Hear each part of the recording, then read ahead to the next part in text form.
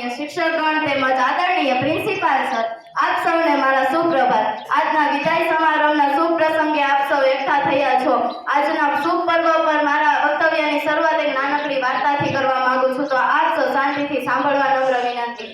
એક વર્ગમાં શિક્ષક વિદ્યાર્થીઓને ભણાવતા હતા। તેમાંથી એક વિદ્યાર્થી ખૂબ ધનવાન હતો અને વિદ્યાર્થીઓને તેની તરફ ખૂબ વધુ આકર્ષક હતું। તેમાં એક ગરીબ વિદ્યાર્થી પણ હતો। ધનવાન વિદ્યાર્થીના હાથમાં એક મોંઘી વોચ જોઈને તેને વિચાર આવ્યો કે મને મારા માતા પિતા ક્યારે આવી મોંઘી વોચ લઈ આપશે। થોડી જ વારમાં બ્રેકનો સમય થયો। ગરીબ વિદ્યાર્થીએ તે ધનવાન વિદ્યાર્થીની વોચ ચોરી લીધી। જ્યારે ધનવાન વિદ્યાર્થીને તેની વોચ ચોરાઈ ગયાની ખબર પડી ત્યારે તેણે તેના વર્ગ શિક્ષકને ફરિયાદ કરી। તેના વર્ગ શિક્ષકે દરવાજો બંધ કર્યો અને દરેક વિદ્યાર્થીની આંખે પટ્ટી બાંધી દીધી। દરેકના ખિસ્સા ચેક કર્યા અને તે ગરીબ વિદ્યાર્થીના ખિસ્સામાંથી વોચ મળી અને તે પરત આપી દેવામાં આવી। તે ગરીબ વિદ્યાર્થીને વિચાર આવ્યો કે મારા શિક્ષક કેવા સારા કહેવાય, મેં ચોરી કરી છતાં પણ મને સજા ન આપી। 15 વર્ષ બાદ તે જ વિદ્યાર્થી એક શિક્ષણ પરિષદમાં રિપોર્ટર તરીકે જાય છે। તેના ચીફ ગેસ્ટ તેના જ વર્ગ શિક્ષક આવવાના હતા। તે જાણીને તે તેમને લેવા માટે જાય છે।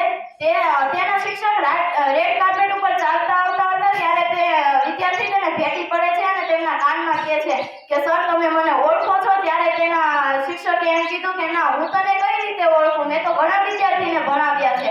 ત્યારે વિદ્યાર્થી કહે છે કે સર, હું એ જ છોકરો છું જેણે મેં તે વોચ ચોરી હતી અને તમે મને આખા વર્ગ વચ્ચે સજા નહોતી કરી। ત્યારે તે શિક્ષકે ખૂબ સરસ મજાનો જવાબ આપ્યો હતો કે જ્યારે મેં તમારા બધાના ખિસ્સા ચેક કર્યા ત્યારે મેં પણ મારા આંખે પાટો બાંધી દીધો હતો।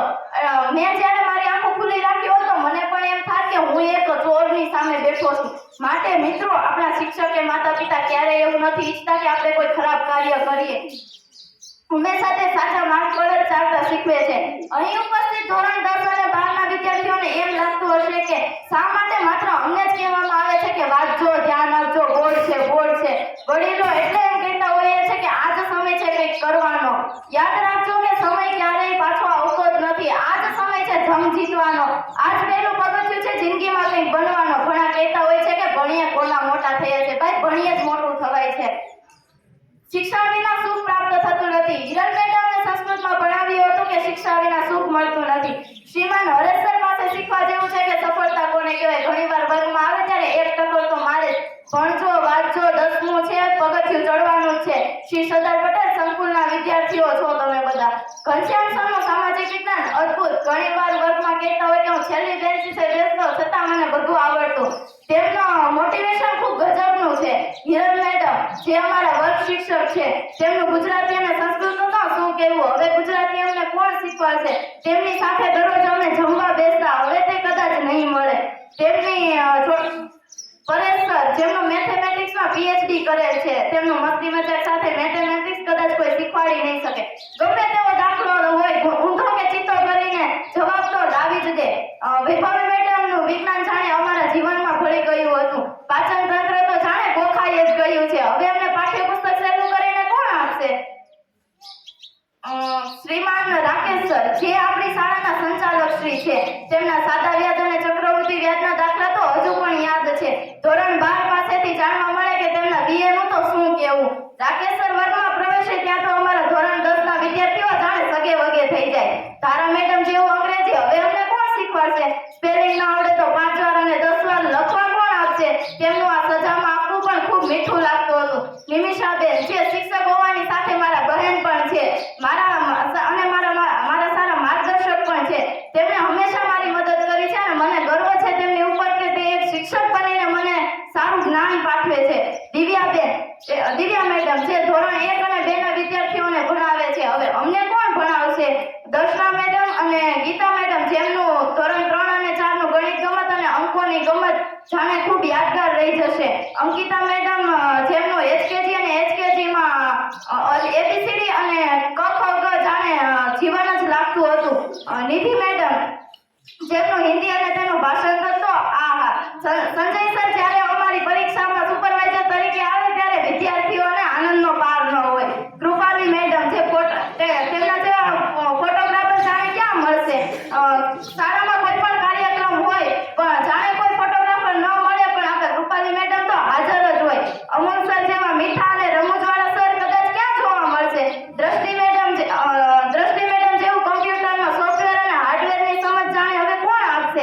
સંદીપ સર જેવા હેવી ડ્રાઈવર ક્યાં જોવા મળશે?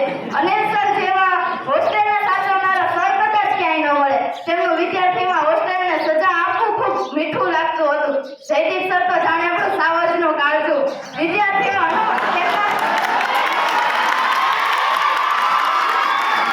તેમના ચટ્ટીના અવાજથી 2 ક્લાસ સુધી પણ વિદ્યાર્થીઓ અનુમાન લગાવી શકે કે આ જયદીપ સર જ હોઈ શકે. અને વિદ્યાર્થીઓને તેમની સફળતા માટેની એકાગ્રતા તેમની પાસે શીખવા જેવી છે. તેમને ઘણી મુશ્કેલીઓ આવી પણ તેમને લગાતાર મહેનત કરતા રહે છે. આપણને ગર્વ હોવો જોઈએ કે યુપીએસસી સીએસસી ના વિદ્યાર્થી અને તેમના અનુભવી આપણી સાથે છે. વિદ્યાર્થી મિત્રો, સફળતા મેળવવા માટેના 3 નિયમો અપનાવી જ લેવા. નિર્ભય રહેવું, એકાગ્રતા રાખવી અને સલાહ મેળવનાર રહેવું. મને 8મા ધોરણનો અનુભવ છે. વૈભવ મેડમે મને બધા રાજ્યના નામ સમૂહ પ્રાર્થનામાં બોલવા કીધું હતું. હું બીજે દિવસે સવારે સમૂહ પ્રાર્થનામાં 2-3 રાજ્યના નામ બોલી, પણ મારા ડરને લીધે હું આગળ કંઈ બોલી ન શકી.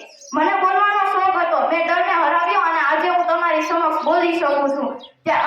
મને બહુ ખુશી થાય છે કે મેં જ્યારે મારા ડરને હરાવ્યો ને આજે હું તમારી સામે બોલી શકું છું. જાહેરાત છે કે ડર કે આગે જીત છે, તદ્દન ખોટી એડવાઇસ છે. ડરની આગળ કાંઈ નથી. ડરની આગળ પુણ્ય વિરામ લાગી જાય છે. અને યાદ રાખજો વિદ્યાર્થી મિત્રો, ક્યારેય ડર રાખવો નહીં. બીજું, એકાગ્રતા રાખવી. જીવનમાં એક લક્ષ્ય નક્કી કરી લેવું અને તેની પાછળ લગાતાર મહેનત કરવી. એકાગ્રતા વગર કોઈ કાર્ય પોસિબલ જ નથી. તેનું ઉદાહરણ આપણી સામે જ છે. Jaydeep sir, Haresh sir, Ghanshyam sir, Hiral madam, વૈભવી મેડમ, દિવ્યા મેડમ, આમ તો બધા જ શિક્ષકોએ અને સરે બધું પોતાના લક્ષ્ય પ્રાપ્ત કર્યું છે. અને પણ મારો આ 6 શિક્ષકો જોડે વધુ અનુભવ છે. કોઈકના અનુભવમાંથી શીખવું પણ ખૂબ ફાયદાકારક હોય છે. તેમના અનુભવમાંથી શીખવું આપણને ખૂબ ફાયદાકારક હોય છે. તેનાથી ફાયદો થાય છે કે આપણી પરીક્ષા ખૂબ સહેલી બની જાય છે. ત્રીજું, સલાહ મેળવવી. કોઈ પણ કાર્ય કરતા પહેલા સલાહ જરૂર લેવી. સલાહ મેળવવાથી 2 ફાયદા થાય છે. પહેલું, સલાહ લેવાથી ભૂલ અટકશે અને બીજું, એક સારો માર્ગદર્શક પણ મળશે.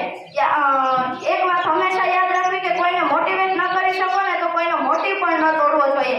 આપણે કોઈને સલાહ લેવા માટે પૂછીએ કે ભાઈ યુપીએસસી કરવું છે, શું કરાય? તો આ સામેવાળો વ્યક્તિ આપણને એમ જવાબ આપે કે રહેવા દે ને ભાઈ, તારાથી નહીં થાય. અંતે મારી વાણીને વિરામ આપતા મારી પરમ મિત્ર પદ્માની દીક્ષા વિશે કંઈક કહેવા માંગુ છું. જીવનમાં મિત્રો પરમાનન્ટ હોતા જ નથી. બધું ટેમ્પરરી થતું હોય છે. આપણા મનમાં ખુશી થાય અને તેને શેર કરવા માટે એક મિત્ર તો હોવો જ જોઈએ. માટે એક સારો મિત્ર જરૂર રાખો. તેના માટે એક લાઈન કહેવા માંગુ છું. તારા જેવો મિત્ર મળે તો વાર્તાલાપ લાંબો થઈ જાય. તારા જેવો મિત્ર મળે તો વાર્તાલાપ લાંબો થઈ જાય. અને જો તું દૂર થાય તો મારી યાદો જ લાંબી થઈ જાય. Wish you very all the best. અસ્તુ. જય હિન્દ.